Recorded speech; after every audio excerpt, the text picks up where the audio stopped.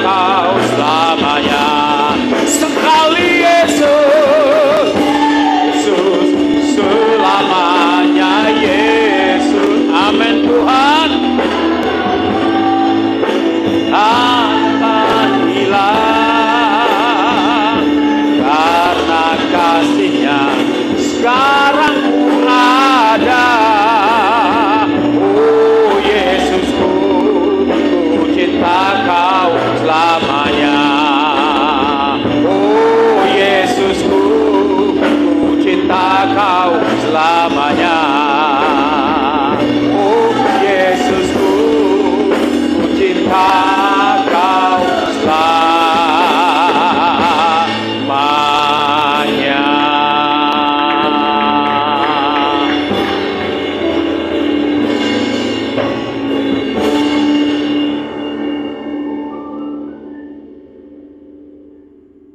Karena Engkau telah lebih dulu mencintai kami selamanya,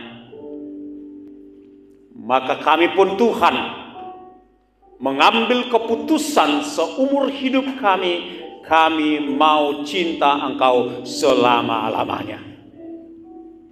Lewat merenungkan serta melakukan firman Tuhan, perintah Tuhan, kehendak Tuhan selama kami hidup, kami menunjukkan, membuktikan kami cinta Yesus, Allah Bapa, Putra, Roh Kudus selama-lamanya. Kami butuh Roh Kudus untuk menyingkapkan isi hati Tuhan lewat firman yang tertulis. Kami persilahkan Roh Kudus mengambil alih mimbar ini, waktu ini, mengambil alih hati serta seluruh pikiran kami, mengambil alih hamba-Mu. Biar hanya Engkau yang berotoritas penuh di tempat ini, di sepanjang ibadah ini, bahkan sampai ibadah ini selesai. Berfirman Tuhan dengan berlimpah-limpah, sehingga kami semakin dalam mencintai Tuhan, sehingga kami semakin kuat, semakin sungguh-sungguh mengasihi Tuhan, menaati Tuhan. Dalam nama Tuhan Yesus, kami siap dengar, kami siap lakukan firman Tuhan. Kita yang siap dengan penuh sukacita, kita sama-sama katakan amin. Haleluya. Silakan duduk Bapak Ibu Saudara. Shalom bagi kita semua. Selamat Paskah bagi kita semua, bagi umat Tuhan di seluruh dunia. Haleluya. Bapak Ibu, saya sangat yakin kalau Bapak Ibu sekalian sudah ngerti, ya, sudah ngerti makna karya pekerjaan Kristus di kayu salib. Namun demikian, Bapak Ibu Saudaraku, baiklah kita terus mengulang-ulangnya, meminta Roh Kudus memperdalamnya, sehingga semakin hari, semakin lama kita mengikut Kristus, iman kita semakin kuat, semakin kokoh, semakin tebal. Katakan amin. Kenapa? Karena potensi untuk iman kita itu menipis dan melemah, ada dua hal yang saya pahami. Satu, karena kesenangan hidup bisa menjauhkan manusia dari Tuhan, atau juga yang kedua, karena kesusahan hidup bisa juga menjauhkan seseorang dari Tuhan. Dan hari-hari ini kedua hal tersebut semakin menguat di seluruh dunia. Baik orang Kristen maupun non-Kristen, ada banyak yang semakin senang hidupnya. Juga ada banyak orang, baik Kristen maupun non-Kristen, semakin susah hidupnya. Dua-duanya berpotensi kuat untuk menjauhkan orang dari Tuhan, menjauhkan orang dari karya besar Yesus Kristus di kayu salib 2020-an tahun yang silam. Itulah sebabnya ketika saya tadi Bapak Ibu Saudara dalam perjalanan ke tempat ini, saya merenungkan satu hal, yaitu bahwa untuk, kan begitu ya, untuk menghargai, memaknai, merawat, mengamalkan karya Yesus Kristus di kayu salib 2020-an tahun yang silam, perlu juga kita pahami mengapanya, kan begitu. Kenapa? Ya, kenapa? Oke, hasil dari kebangkitan Kristus, yes. Ya, yang perlu kita garis bawahi cetak tebal, yaitu semua tanpa kecuali musuh-musuh manusia, musuh orang percaya sudah dikalahkan. Katakan amin. Itu sudah. Maut sudah kalah. Iblis sudah kalah. Kutuk sudah kalah. Sakit penyakit sudah kalah. Roh-roh jahat sudah kalah. Total, tanpa kecuali sudah kalah. Katakan sudah kalah.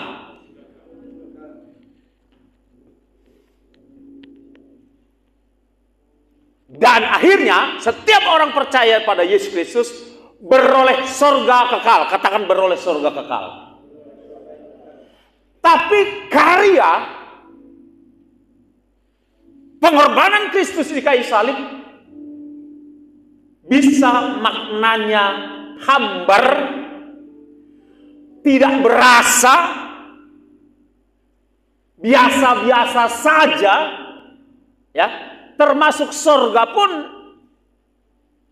anggap biasa saja. Apa ya? Kalau nggak salah istilah Inggris mengatakan take it for granted, anggap sepele. Udah percaya Kristus masuk surga, ya udah, so what? Datar. Tidak menggebu-gebu. Karena satu hal menurut saya perlu juga kita merenungkan. Tadi kan akibat karya Yesus surga. Perlu juga kita renungkan berulang-ulang. Akibat dosa itu neraka kekal. Tadi sama drivernya Grab saya bercerita, Bapak Ibu Saudaraku, bahwa neraka itu perlu sering, kalaupun enggak terus menerus itu yang dihotbahkan, tetapi perlu sering dihotbahkan. Seperti apa neraka itu? Satu hal yang paling sederhana neraka, bahwa siksaan api yang melebihi panas matahari itu tak pernah berhenti istirahat barang satu detik pun. Dibakar, habis dagingnya, muncul lagi dagingnya. Begitu muncul lagi belatung, menggerogoti daging, berkeluaran belatung dari hidung, dari mata, itu kata Alkitab. Itulah yang terus menerus selama-lamanya. Dan orang yang masuk ke sana tentu bukan kita, katakan amin. Itu bukan kami bilang. Itu bukan saya bilang. Katakan amin. Katakan itu bukan saya. Orang yang masuk ke sana itu tidak sempat nanya sebelahnya atau ngelirik sebelahnya, karena dia pun sibuk terus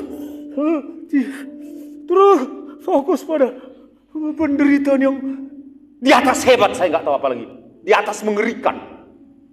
Siksaan itu di situ nggak sempat ya, padahal ini semua lautan manusia di sekitarnya. Mungkin mereka saling menggulung saking tebalnya manusia di situ. Nggak sempat karena sakitnya. Terus fokus pada rasa sakit masing-masing, siksaan masing-masing. itu baru segelintir gambaran dari kengerian neraka. Di mana itu adalah sesuatu yang pasti.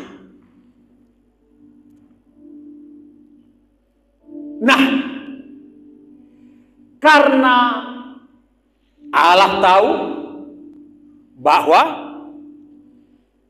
keadaannya seperti itu, dia tahu persis secara keseluruhan seperti apa kengerian neraka itu, maka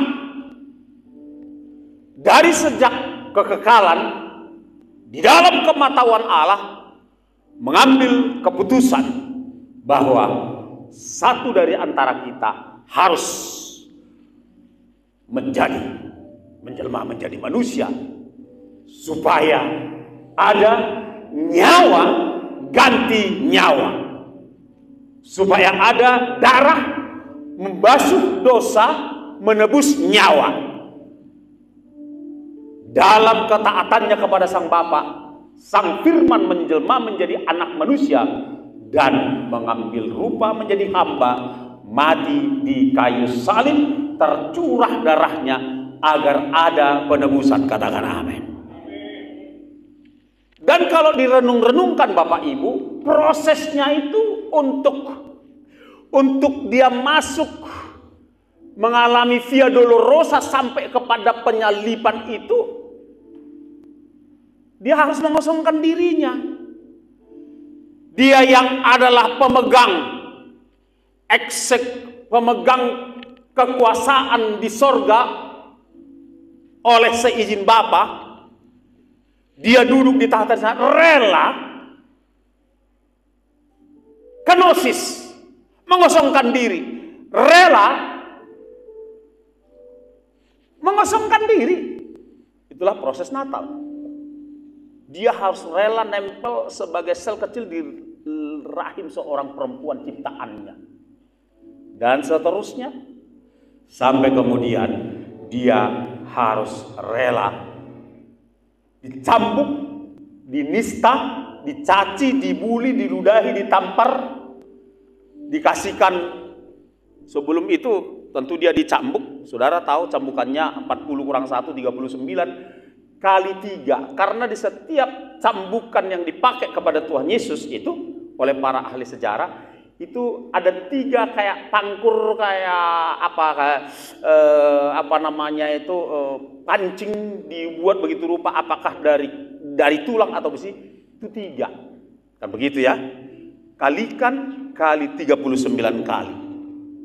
Dan menurut ahli sejarah, sebelum dia dikasih pikul salib, dia sudah digantung dulu di tiang penyesahan. Dia digantung, tangannya diikat,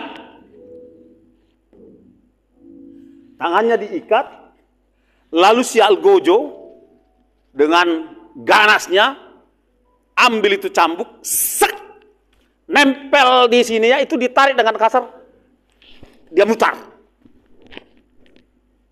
Muka yang kena, tarik kasar, koyak. Dada yang kena, dan keseluruhan tubuhnya. Seperti itu. Ngeri. Itulah yang dialami oleh Tuhan. Dan makanya dikatakan nggak bisa lagi dikenali wajahnya. Bayangkan 39 kali 3 jadi berapa itu ya? 100 berapa? 127 ya? Ya, begitulah Pak. Semua, belum lagi tinjuan, belum lagi tendangan, semua. Itulah yang dialami Kristus. Ditahankannya karena dia tahu kalau ini kutolak, kalau ini tidak kulalui dengan sempurna, maka penebusan gak sempurna.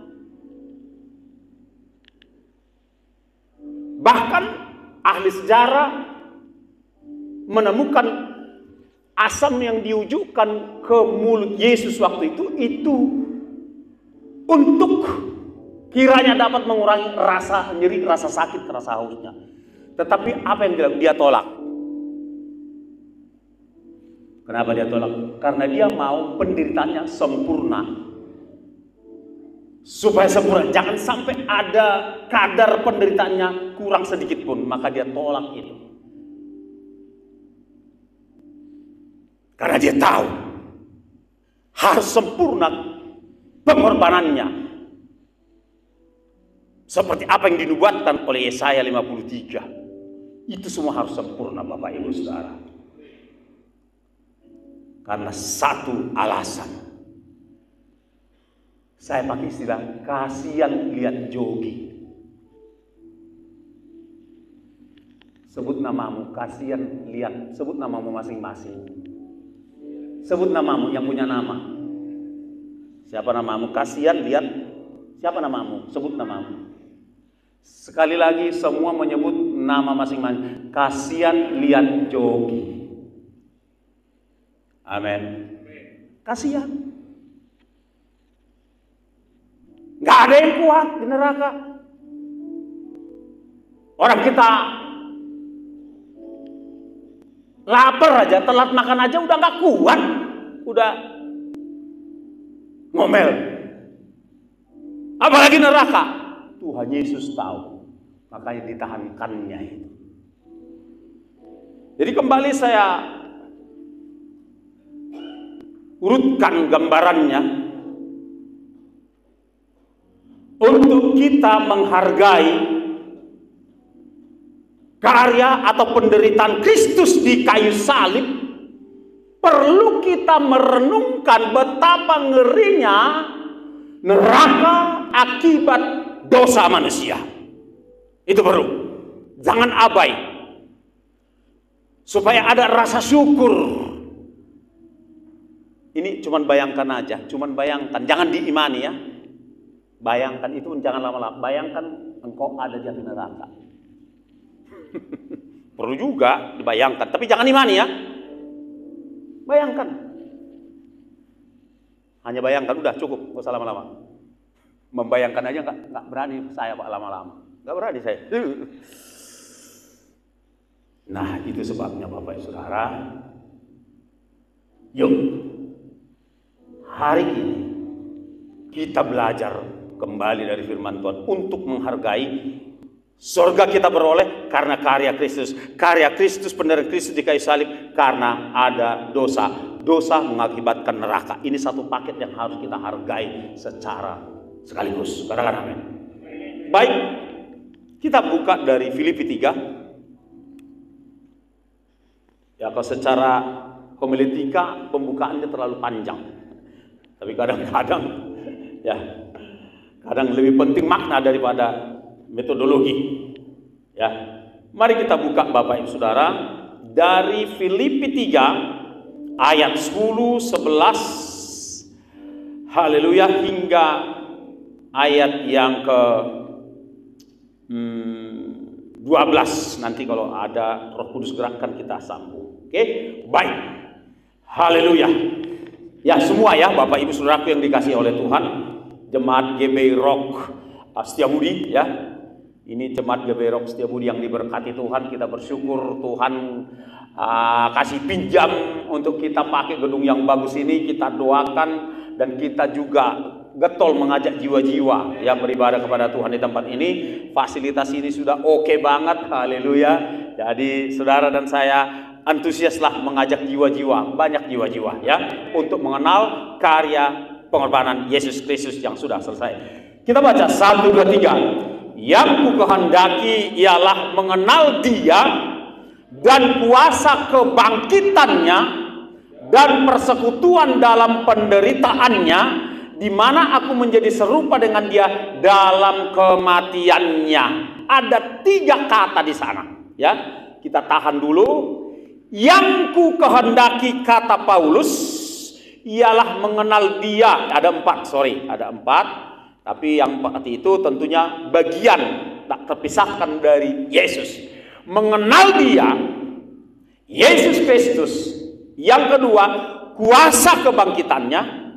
Yang ketiga, persekutuan dalam penderitaannya. Dan yang keempat, supaya menjadi serupa dengan dalam kematiannya. Jadi kita perlu mengenal Dia, Kristus Yesus. Tadi di pembukaan sudah ada introduksi, ya, introduksi bagaimana Yesus, karya Yesus di kayu salib. Kita udah masuk ke dalam itu. Nah, mengenal Dia, kita, Yesus itu banyak bagian-bagian dari Yesus itu yang penting, yang mesti kita kenal. Ya, ada banyak bagian di dalam Yesus yang mesti kita kenal. Kita tidak cukup hanya mengenal Dia juru selamat, udah enggak. Tetapi ada bagian-bagian di dalam diri Yesus itu yang perlu kita kenal. Namun saat ini kita masuk dulu kepada kuasa kebangkitannya. Nah, ada apa dengan kuasa kebangkitannya?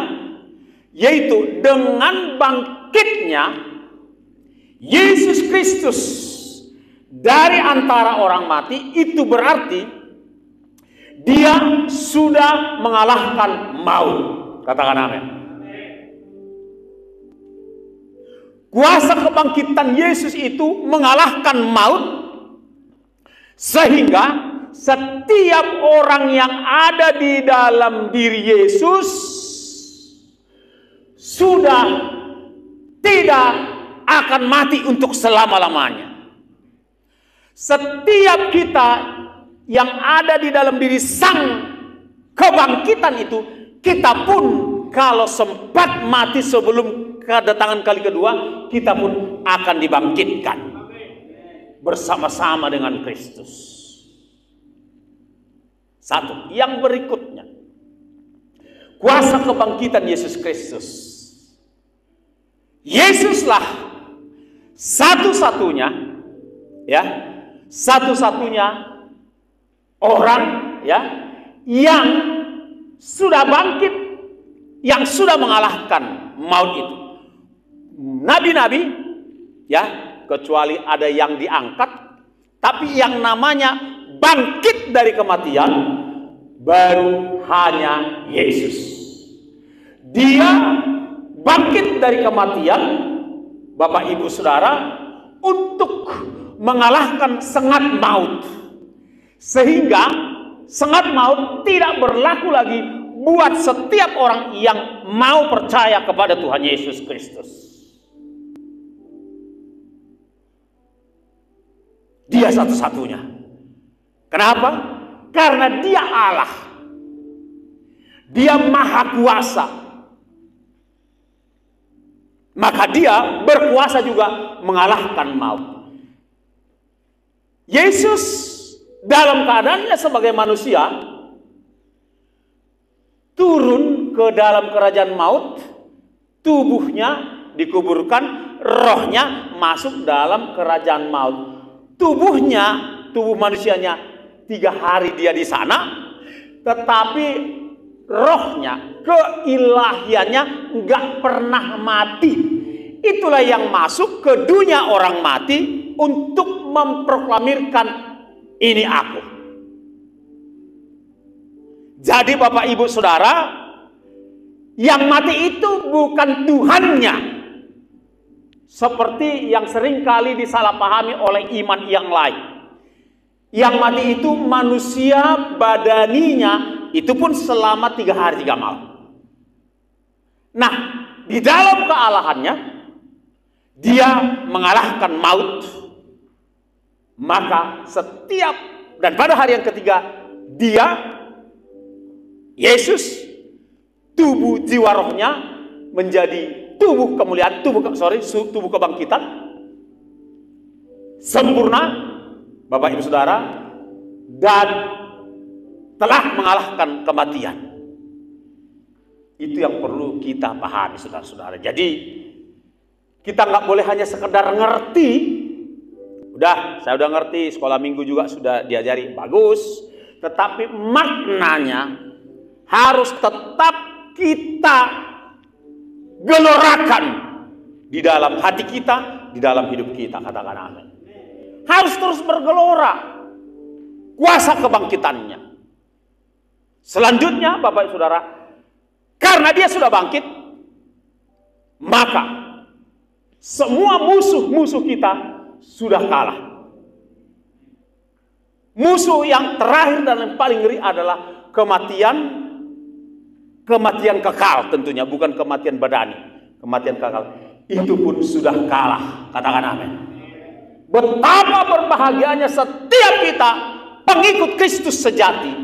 Karena saudara dan saya sudah beroleh kehidupan kekal itu di dalam Yesus Kristus. Katakan amin. Itulah kuasa kebangkitan. Benefit lain dari kuasa kebangkitan Tuhan Yesus Kristus, yaitu sakit penyakitmu disembuhkan. Sudah sembuh.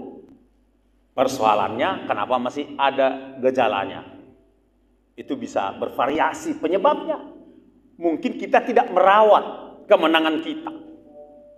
Karena ketika dia berkata sudah selesai, itu adalah proklamasi kemenangan. Ketika Indonesia, Bapak Ibu Saudaraku, diproklamirkan merdeka tanggal 17 Agustus 45, bukankah Indonesia harus merawat, menjaga kemerdekaannya? Setuju Bapak Ibu Saudara? Logika yang sama berlaku ketika kita sudah disembuhkan oleh bilur-bilur Yesus. Kata Yesaya 53, maka sesungguhnya status dan faktual kita itu sudah sembuh. Katakan aku sudah sembuh. Orang yang menyadari dia sembuh, dia harus merawat kesehatan dan kesembuhannya. Katakan amin. Persoalannya Bapak Ibu Saudara, seringkali penyakit muncul karena terkontaminasi dengan pikiran, persoalan, dan lain sebagainya. Mungkin juga cara hidup. Tetapi sesungguhnya kita ini sudah sembuh. Katakan amin. Sudah sembuh. Nah, itulah benefit dari kebangkitan Tuhan Yesus Kristus. Atau kalau saudara tiba-tiba merasa gejala sakit, perkatakan bahwa kuasa kebangkitan Tuhan Yesus sudah menyembuhkan aku. Maka kesembuhan dan kekuatan itu menjadi milik saudara setiap hari sepanjang hidupmu. Katakan amin. Kuasa kebangkitan yang lain, kutuk sudah dipatahkan. Ya, bagaimana ceritanya Pak Pendeta?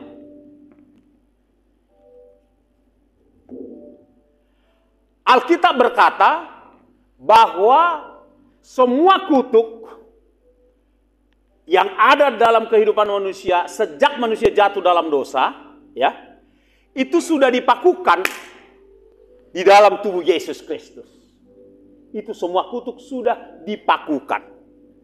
Utang dosa, kutuk-kutuk sudah dipakukan di dalam tubuh Tuhan Yesus Kristus, sehingga setiap orang yang ada di dalam Kristus, kutuk tidak berlaku lagi atas hidupnya. Kutuk tidak berlaku lagi atas hidupku. Mungkin nenek moyangku dulu seteru Allah, tidak mengenal Tuhan, hidup seteru, menjadi seteru Allah, dan olehnya ada kutuk turun-temurun. Tetapi aku, puji Tuhan, tidak ada lagi kutuk dalam hidupku. Katakan, aku juga. Katakan. Amin. Sudah nggak ada kutuk. Itulah kutuk. Karena begini, kalau kutuk itu tidak diambil Yesus dalam tubuhnya, maka apabila kutuk itu Bapak Saudara berlaku dalam hidup seseorang, hidupnya ngeri. Ada kutuk kecelakaan terjadi terus dalam keluarga itu. Ada kutuk perceraian terjadi terus dalam keluarga itu. Ada kutuk kemiskinan terjadi terus menerus di dalam keluarga itu. Ada kutuk kesusahan terjadi terus dalam keluarga itu. Itu ngerinya kutuk. Tetapi terpujilah Tuhan, kutuk sudah dibebaskan dari setiap umat tebusan Tuhan, termasuk saudara dan saya hari ini. Katakan amin. Katakan, tidak ada lagi kutuk dalam hidup kami. Katakan. Katakan itu. Haleluya. Tidak ada lagi kutuk. Selanjutnya Bapak Saudara, kuasa kebangkitan, masih kuasa kebangkitan Tuhan Yesus ini. Karena kuasa kebangkitan Tuhan Yesus adalah mengalahkan dosa, maka kuasa dosa sudah dikalahkan juga dalam tubuhku yang fana ini. Katakan amin. Itu dia. Apa makna kuasa kebangkitannya? Kuasa dosa.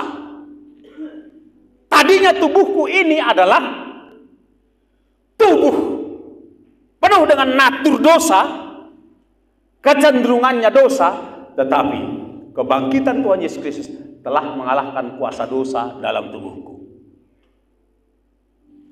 Tapi masih mungkinkah kita berdosa, Pak Pendeta? Masih mungkin. Masih. Namun kalau saudara dan saya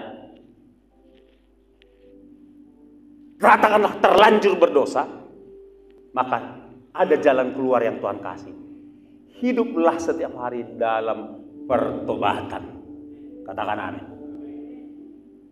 Bedakan dengan hidup bertobat tiap hari. Itu beda itu. Dua kata kerja yang berbeda.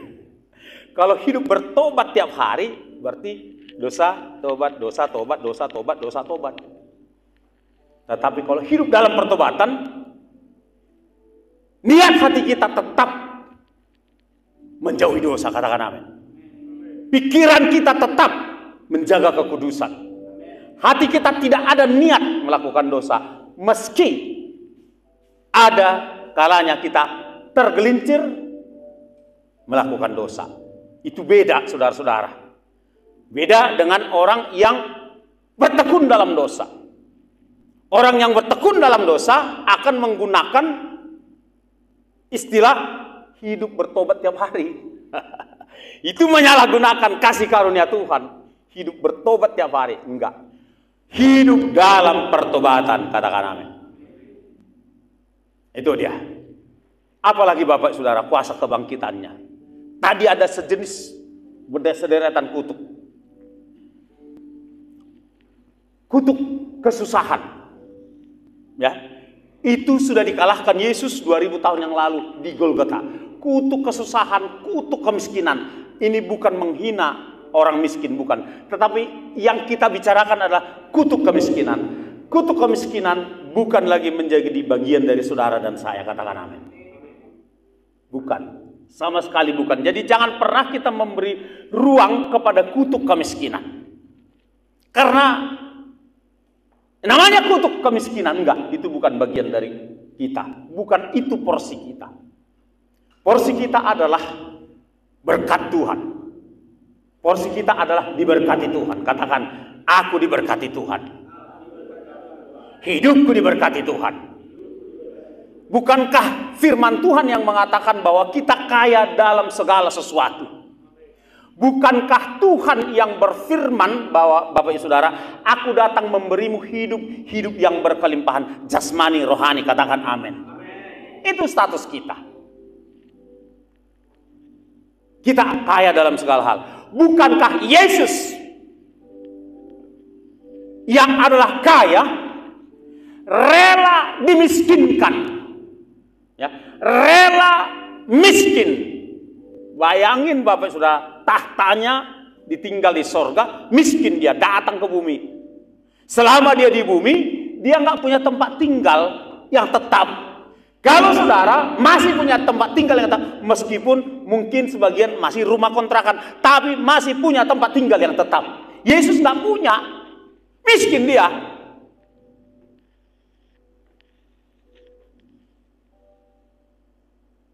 Itu Yesus. Pakaiannya nggak banyak. Saudara koleksinya masih ada 1 lemari.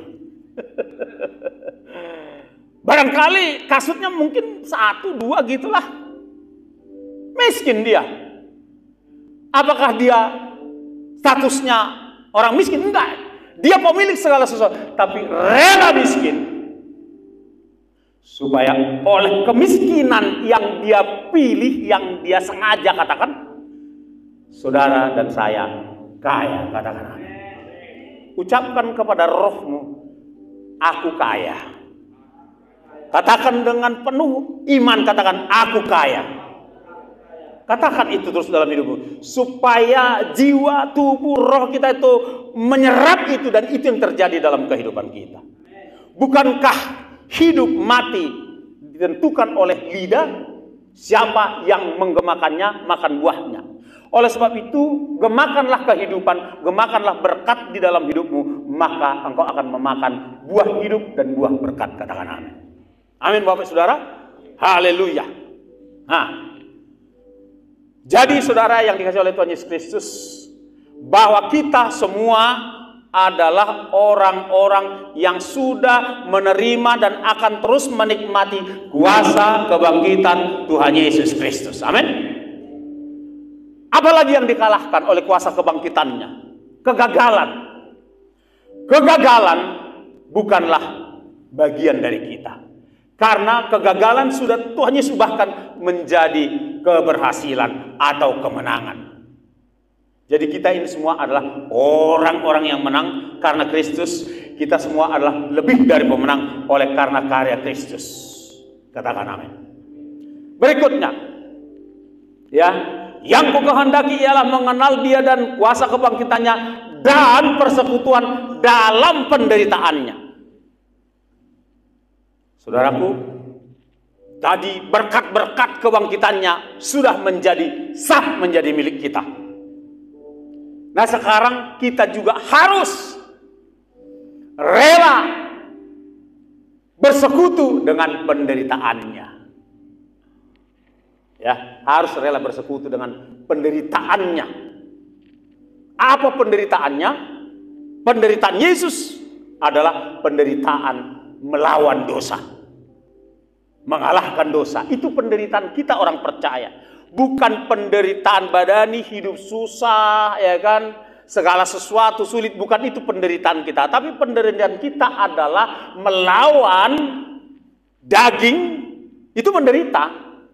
Ya, melawan daging itu menderita. Melawan dunia ini menderita, itu penderitaan kita. Melawan keinginan daging, keinginan dunia, itulah penderitaan kita orang percaya. Jadi kita harus rela bersekutu dengan penderitaannya. Apalagi penderitaan kita pengikut Kristus, yaitu melawan ego kita, melawan diri kita sendiri. Sama seperti Yesus melawan egonya dan rela menyangkal diri. Itulah penderitaan kita, menyangkal diri. Karena kalau kita nggak rela bersekutu dengan penderitaan, model penderitaan Kristus, maka kita bukanlah pengikut Kristus yang sejati. Kita hanya ngefans sama Dia. Ya, hanya ngefans, tahu ngefans? Wah, hanya pemuja, bukan pengikut. Kan begitu ya? Jadilah kita menjadi pemuja dan pengikut. Katakan amin. Haleluya. Kita kagumi Dia, kita ikuti Dia. Oleh sebab itu Bapak Ibu Saudara, mari, pertama musuh kita yang paling dekat adalah ego kita. Di dalam diri kita ini ada dua ego. Satu ego kecil, itu diri kita. Satu ego besar, itulah ego emi. Kalau dalam bahasa Yunani katakan ego emi, yang artinya aku adalah aku. Dari sejak perjanjian lama pun dia sudah memperkenalkan dirinya, aku adalah aku, ego emi. Nah, ego inilah yang perlu semakin besar dalam kehidupan kita, bukan ego kecil kita. Amin Bapak Saudara. Makanya firman Tuhan berkata, biarlah dia yang bertambah-tambah, aku yang semakin berkurang-kurang. Ini menderita. Ketika Yesus tidak dipuji-puji orang, dia ikhlas. Ketika kita enggak dipuji-puji orang, kita harus ikhlas. Kita harus selesai dengan diri kita sendiri. Itulah satu penderitaan kita mengikut Kristus. Harus selesai dengan diri kita sendiri. Apa itu diri kita sendiri? Haus pujian, haus pengakuan, haus aktualisasi diri. Itu kita ini. Itu kecenderungan natur berdosa kita Bapak Ibu Saudara. Natur sombong manusia itu seperti itu. Diakui, pengen diakui, ada reputasinya, baik di karir dunia, di usaha, di pelayanan, maunya orang tahu semua. Nah, itu. Ya Pak ya, di kalangan pelayan-pelayan ada itu yang seperti itu. Dia tidak tahan ya, kalau orang lain tidak tahu jam terbangnya, reputasinya, apa aja yang dilakukannya dalam pelayanan, dia harus usahakan celah untuk menceritakan itu. Orang yang model demikian belum selesai dengan dirinya. Orang yang model demikian belum selesai dengan dirinya. Tetapi orang-orang yang rela menderita seperti Kristus menderita, Kristus tidak lagi menganggap kebanggaan, kesetaraan dengan Allah itu sebagai sesuatu yang harus dipertahankan. Dia relakan mengosongkan dirinya. Yuk kita ikut juga seperti Kristus. Haleluya. Karena dengan demikian kita merdeka. Ketika engkau punya prestasi, ketika engkau punya partisipasi, ketika engkau punya sumbangsi, saudara-saudara, di keluarga, di pelayanan, di masyarakat, saudara-saudara, gak diakui orang, engkau kalau udah selesai dengan di sini, engkau nggak masalah. Amin, Bapak Saudara. Engkau tetap santai aja. Engkau akan bilang sama orang semua, santai bro, aman bro. Haleluya. Tapi kalau sebaliknya, orang yang masih butuh pengakuan-pengakuan itu, dia gusar. Bahkan mungkin dia tidak bisa tidur ya semalam-malaman karena prestasi, reputasi, karyanya, sumbangsinya tidak diakui orang. Haleluya. Yuk, hari ini kita betul-betul sadar bahwa tak satu pun yang ada di dalam diri kita ini berasal dari diri kita sendiri. Sukses yang kita anggap sukses pun nggak berasal dari diri kita sendiri. Ya, sukses atau jumlah uang yang kita miliki pun bukan karena kuat dan gagah kita. Jumlah harta, rumah, mobil, aset pun tidak ada dasarnya bagi kita untuk membanggakan diri. Pelayanan, gereja besar, jemaat banyak, sampai puluhan ribu, juga bukan andilmu. Haleluya. Dari mana kau punya andil? Bukankah kau sudah ditebus? Bukankah engkau barang terhilang?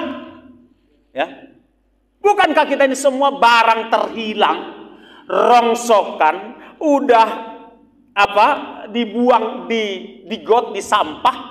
Lalu si pemulung datang dari sorga, mengambil, mengais-ngais saudara dan saya dari sampah dosa, mengais-ngais saudara, merebut saudara dari kebinasaan di neraka, lalu dibersihkannya. Dan engkau dan aku tidak punya uang cukup untuk menebus dirimu, maka Yesus datang memberi dirinya menjadi ransom, tebusan. Nah, orang yang menebus inilah pemilik dari barang yang ditebus, saudara dan saya. Katakan amin. Iya dong. Iya. Dia pemilik kita. Aku udah nggak punya hak lagi. Di dalam Injil dikatakan, barang siapa tidak melepaskan dirinya dari haknya, tidak layak menjadi milikku. Jadi kita ini udah nggak punya hak. Tapi dikasih make. Katakan amin. Rumahmu bukan hakmu. Dari mana orang kau udah dibeli? Gak ada hakmu, gak ada hakku. Ya kan? Nyawamu. Kau bisa hidup, kau bisa cari uang, kau bisa titel panjang. Kan karena ada nyawa Tuhan di dalam dirimu. Nyawamu pun udah ditebus, udah dibeli. Katakan amin. Ya, saya tidak bermaksud khotbah keras, tetapi saya hanya menyampaikan supaya jelas. Bedakan ya, keras dengan jelas. Karena ini akan didengar banyak orang juga nanti di YouTube. Jadi supaya orang Kristen khususnya supaya benar-benar sadar, dan semua orang benar-benar sadar, nggak ada haknya lagi. Orang yang sudah dibeli, barang yang sudah dibeli, tidak punya hak lagi. Yang punya hak adalah si pembeli atau si penebus. Kalau kita sadar akan hal ini, maka kita tidak akan ada lagi rasa sombong. Apa yang mau disombongkan? Nyawa, nafas pinjaman. Oksigen pemberian. Sel-sel saraf kita pintar, itu juga pemberian, dipinjamkan. Dan seterusnya. Oleh sebab itu Bapak Ibu Saudara, sebenarnya adalah lebih nikmat menderita model penderitaan Kristus, yaitu nyangkal diri. Itu yang membuat kita merdeka. Amin Bapak Ibu Saudara. Sebab kalau kita masih pingin dipuji, ketika nggak dipuji, panas. Ketika kita pengen orang lain minta maaf dan orang itu tidak minta maaf, kita panas. Tetapi kalau sebaliknya, kita enak. Enak makan, enak tidur, enak semuanya. Saya berusaha, Pak, untuk tidak usah menceritakan reputasi pelayanan. Karena aku pikir, toh yang mengerjakannya Yesus. Haleluya. Andai kata aku punya jemaat banyak, 10.000, pun yang mengerjakannya Roh Kudus. Lewat sistem, lewat caranya Tuhan mengerjakan, sehingga itu bisa terhimpun. Yang paling utama, yang paling kunci bahwa aku sudah tidak punya hak lagi atas dompetku. Karena si pemilik dompet yaitu aku, ya. Si pemilik dompet ini kan aku. Akunya udah ditebus. Amin. Haleluya. Tepuk tangan bagi Tuhan.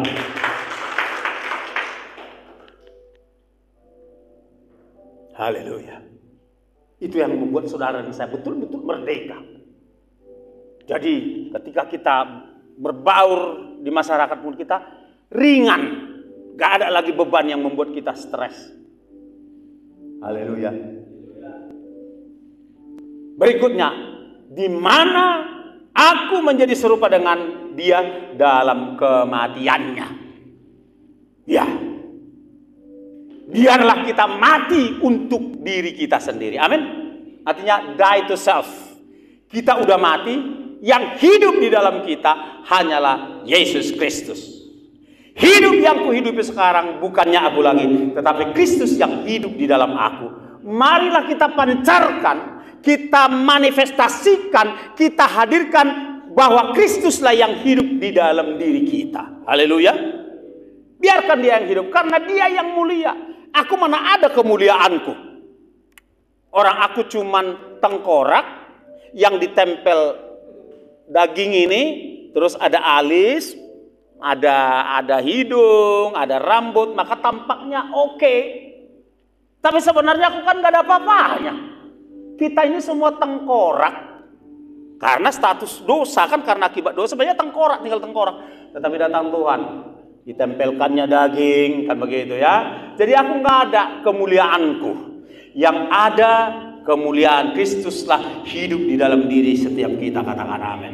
Dan itu lebih oke, lebih keren, karena kalau kemuliaan Kristus yang terpancar dari kehidupan kita, itu yang oke, itu yang keren, itu yang beken.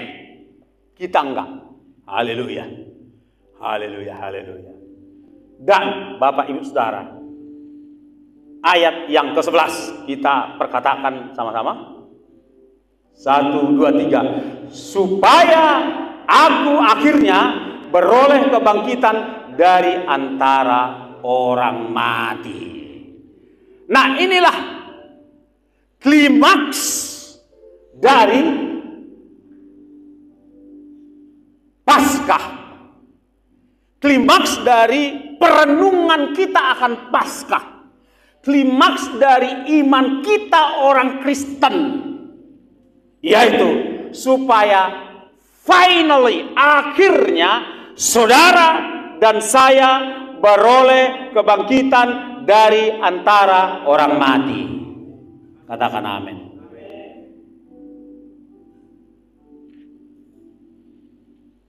Supaya saudara dan saya akhirnya ikut bangkit bersama dengan kebangkitan orang-orang percaya. Haleluya. Itulah puncak dari karya Yesus Kristus. Itulah puncak dari iman kita. Kalau harta itu bagus, uang banyak itu bagus, karir bagus, bahkan pelayanan besar pun bagus semua itu. Mana ada yang buruk itu, bagus itu semua. Masalahnya Bapak Saudara, itu nggak ikut kita bawa. Itu nggak ikut. Bukan itu yang kita mau milikin untuk selama-lamanya, adalah ikut bangkit bersama-sama dengan orang-orang tebusan Tuhan. Haleluya. Biarlah Bapak Ibu Saudara, dengan renungan yang singkat ini, iman saudara semakin dipaku bumi. Tahu ya paku bumi? Kalau bangun sebuah bangunan bertingkat itu ada besi khusus yang dipalu dengan daya yang begitu kuat. Duk, duk, duk, sampai tanah sekitar itu bergetar. Biarlah iman saudara dan saya sedemikian rupa, sehingga engkau dan aku tidak akan goyah. Sekalipun saudara saat ini menikmati kesenangan hidup yang berlimpah, puji Tuhan, tetapi jangan goyah olehnya. Jangan jauh dari Tuhan karenanya. Atau sekalipun saudara saat ini benar-benar berjuang karena banyak kesulitan, tetap jangan goyah. Baik kesenangan maupun kesusahan ada masa expire-nya. Katakan amin. Ada masa expire-nya, ada batasnya. Itu akan tinggal semua. Tetapi yang kita akan miliki untuk selama-lamanya adalah beroleh kebangkitan bersama-sama dengan Kristus. Itulah ujung dari perjalanan hidup kita, sehingga kita akan bersama-sama dengan Dia, baik di pengangkatan, baik di pesta perjamuan kawin anak domba, baik kali kedatangannya kali kedua menginjakkan kaki di bumi, baik di kerajaan 1000 tahun, juga baik ketika kita sudah masuk ke bumi baru, Yerusalem baru, langit yang baru. Katakan amin. Saya percaya Bapak Ibu Saudara, lewat kuasa kebangkitan Tuhan, ada potensi yang baru yang berkobar-kobar dalam dirimu untuk memenangkan seluruh pertarungan hidup ini. Haleluya. Saya percaya Tuhan sendiri yang hadir di tengah-tengah kita memberi energi yang luar biasa, energi ilahi, membuat engkau menjadi seorang yang tangguh dalam kehidupan ini. Menjadi seorang pengikut Kristus yang kuat, yang kokoh, yang tetap konsisten. Sekali Yesus, selamanya Yesus. Menjadi pengikut Kristus yang tegak lurus 90 derajat kepada Kristus. Tidak ada olengnya 0, sedikit derajat pun. Haleluya. Karena kita tahu banyak di tengah-tengah dunia ini, di tengah-tengah masyarakat, di tengah-tengah negara ini, ada banyak orang yang mengaku Kristen. Tetapi Tuhanlah yang mengukur iman mereka. Maksud saya, Kristen, tetapi adakah mereka pengikut sejati? Ataukah mereka ikut kompromi dengan dunia ini? Tuhan yang akan melihatnya nanti pada suatu kelak. Tapi saya percaya dan saya perkatakan dari depan ini, bahwa jemaat Gereja Bethel Indonesia Roh Setiabudi yang ada di tempat ini adalah orang-orang lebih dari pemenang. Orang-orang yang diberkati Tuhan. Orang-orang yang akan mendengar ucapan Tuhan Yesus pada suatu kelak yang berkata, "Sabaslah hai engkau hambaku, karena perbuatanmu baik." Bukan dibilang karena engkau sukses. Sukses relatif. Tetapi Yesus menggunakan kata, "Karena perbuatanmu sangat baik." Artinya kita berkemenangan. Kita tidak masuk bilangan orang yang pada akhir zaman berseru-seru kepada Tuhan, tetapi tidak masuk kerajaan surga. Tetapi kita adalah orang-orang yang memang berseru-seru kepada Tuhan, tetapi kita juga ikut masuk dalam kerajaan surga. Kiranya Roh Kudus yang akan menolong kita. Haleluya, haleluya.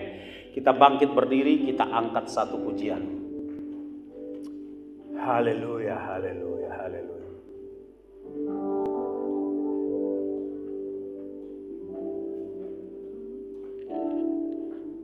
Ku telah mati dan tinggalkan cara hidupku yang lama. Amin. Semuanya sia-sia dan tak berarti lagi.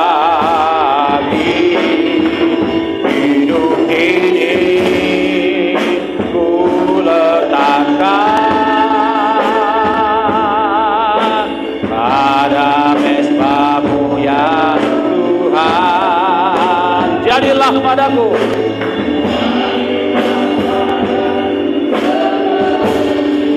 yang kau ingini. Lebih sungguh angkat hatimu. Haleluya.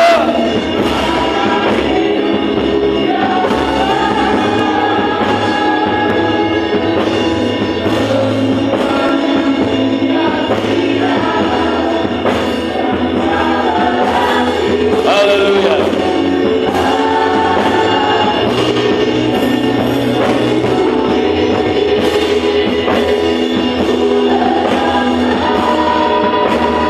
Amin.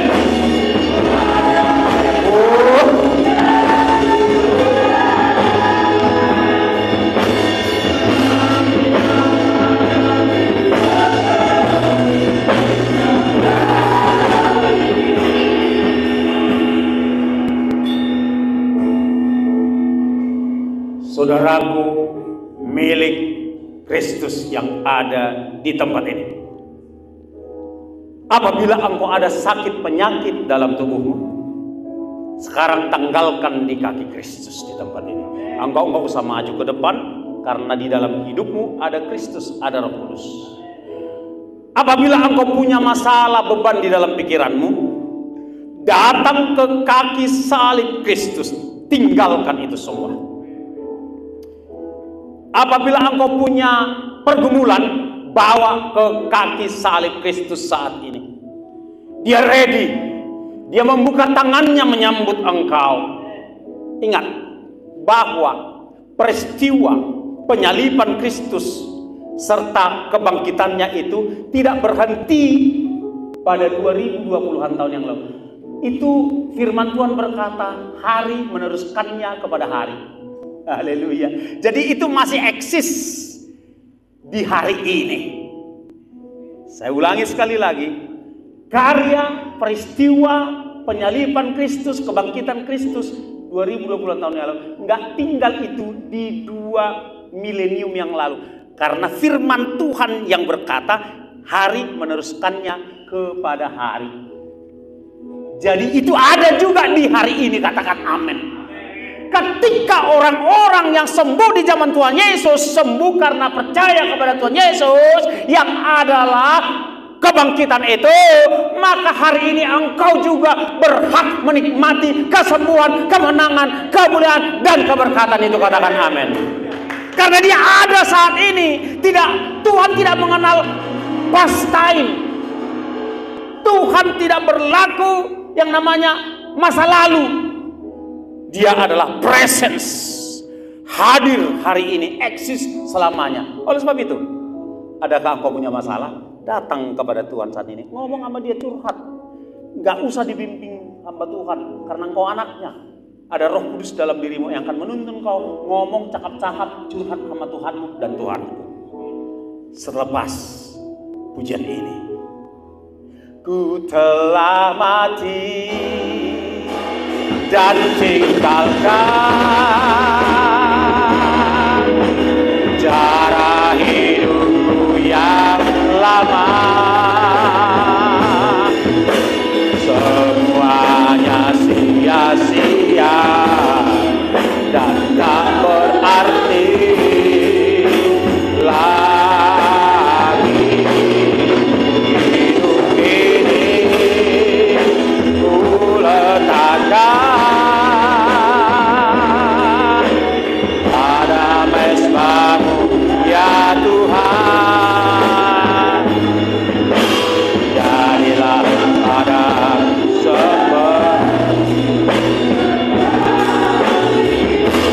sekali lagi. Mati, angkat tanganmu, hampiri Tuhan Yesus,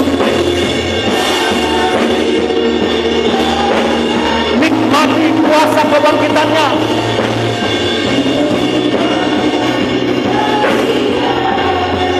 Dan tak berarti lagi.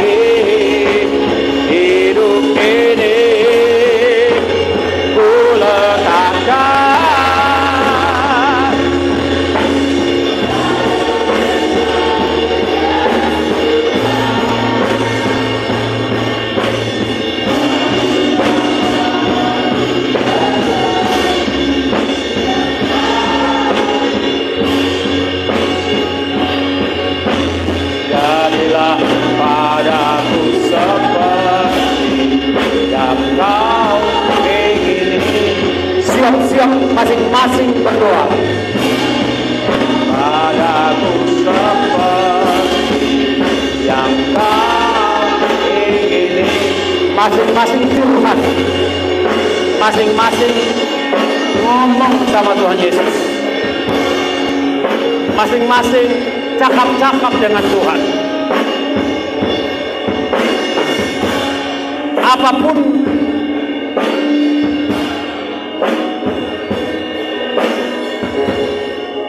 Apapun yang kau mau sampaikan, ayolah. Dia ada di sini kok. Dia nggak tinggal di kayu salib. Dia ada di sini. Ayo ngomong, sampaikan apa yang menjadi pergumulanmu, kebutuhanmu, kerinduanmu bahkan.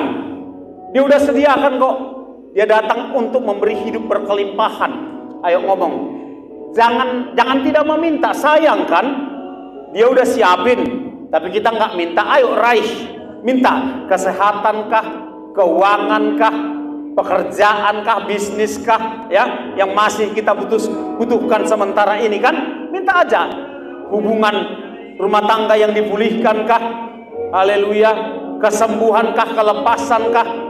Ayo, atau mendoakan sanak saudaramu yang perlu kelepasan, butuh keselamatan. Ayo, ambil waktu saat ini karena Dia ada di sini mendengarkan setiap doa dan permohonanmu. Ya, masa depanmu kah, teman hidup kah, apapun itu, perlindungan setiap hari kah, minta.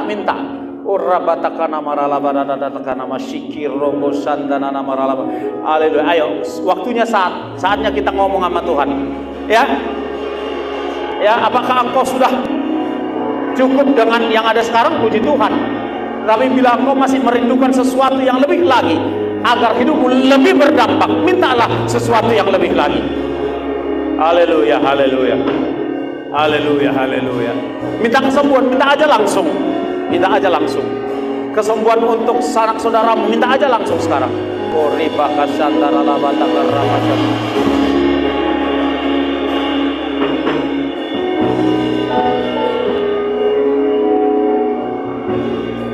Haleluya, haleluya. Ayo minta sampai engkau sungguh-sungguh merasakan doamu dijawab oleh Tuhan.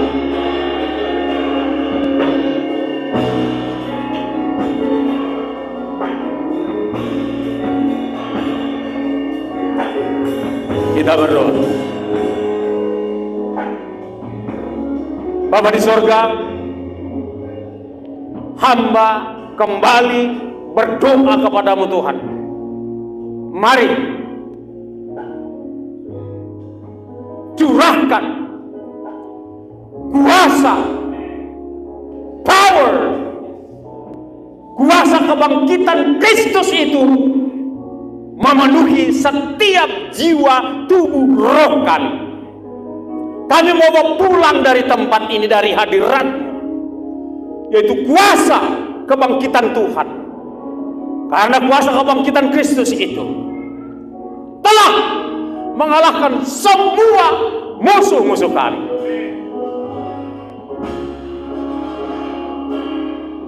Dan kuasa yang kami bawa ini, kami akan teruskan kepada setiap orang yang kami jumpai untuk kami bawa ke tempat ini juga.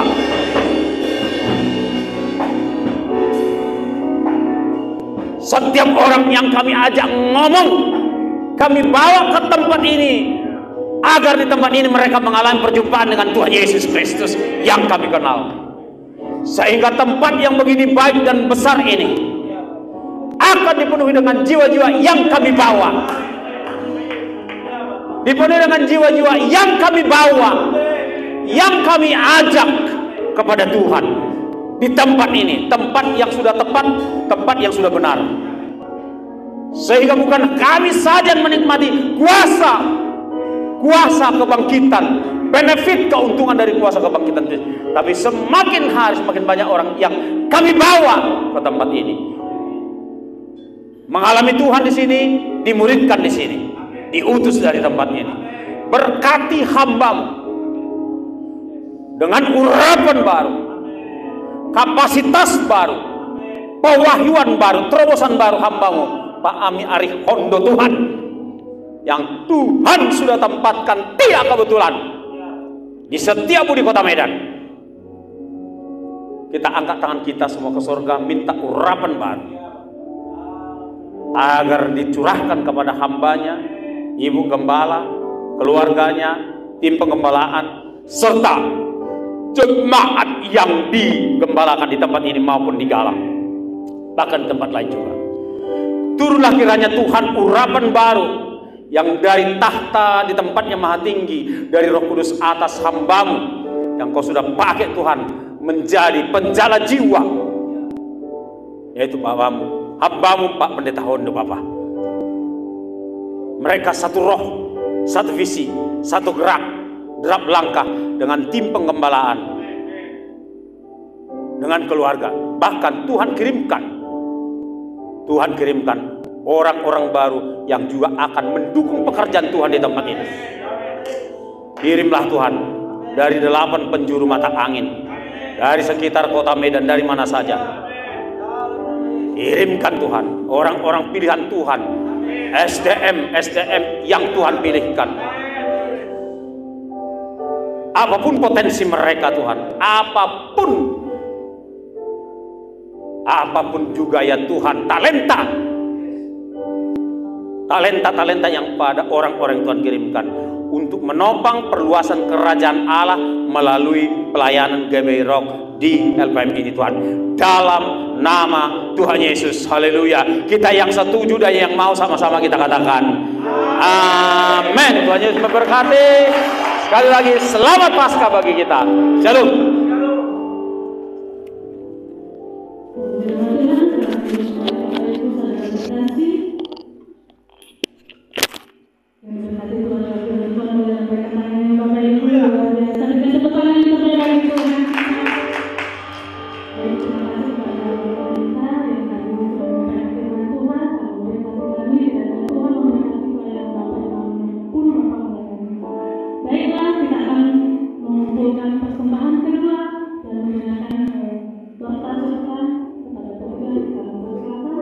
Selamat memberi Tuhan Yesus memberkati.